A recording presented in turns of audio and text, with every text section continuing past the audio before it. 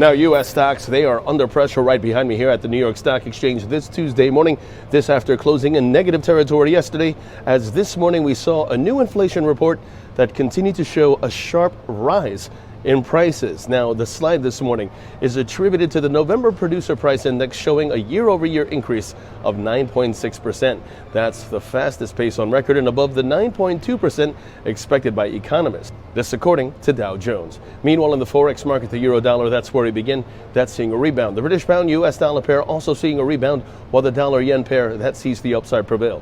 What's in focus today? The U.S. dollar-Canadian dollar pair. The bias remains bullish as the pair is trading above the horizontal support at 127.80 and also above its rising 50-period moving average. So for the pair, long positions above 127.80 are favored with targets at 128.30 and 128.55 in extension.